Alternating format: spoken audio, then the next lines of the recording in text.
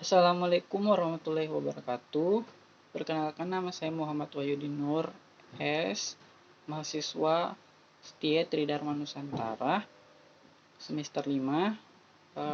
Sebelumnya puji dan syukur kehadirat Allah Subhanahu wa taala, karena berkat rahmat dan hidayahnya kita semua masih diberi kesehatan di masa pandemik ini.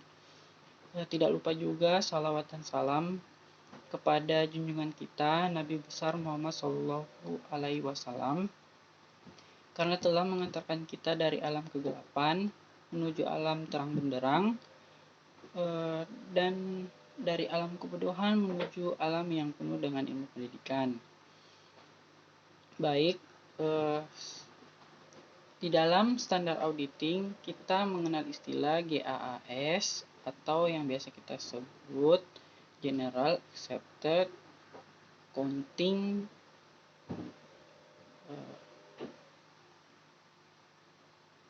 Standard atau standar accounting yang berlaku umum.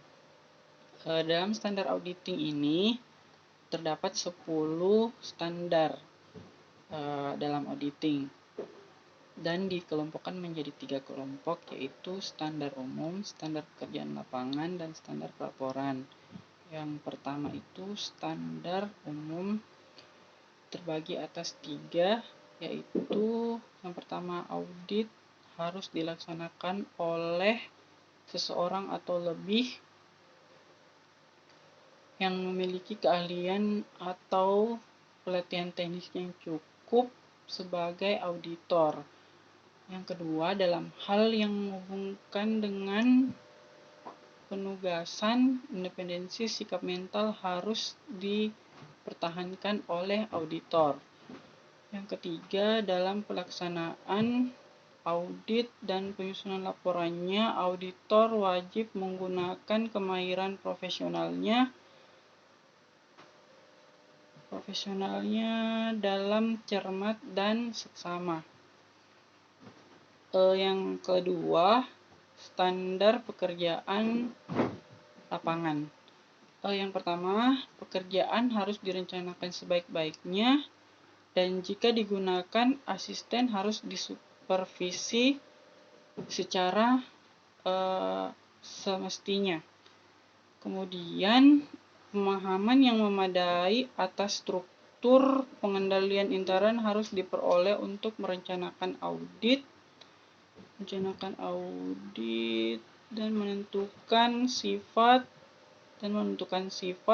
saat, dan lingkup pengujian yang harus dilakukan. Kemudian standar pelaporan ada 4. Yang pertama adalah bukti audit kompeten yang cukup harus diperoleh melalui inspeksi, pengamatan, pertanyaan yang cukup, dan konfirmasi sebagai dasar untuk menyatakan pendapat atas laporan keuangan yang diaudit. Kemudian, laporan audit harus menyatakan apakah laporan keuangan telah disusun sesuai dengan prinsip akuntansi yang berlaku umum. Selanjutnya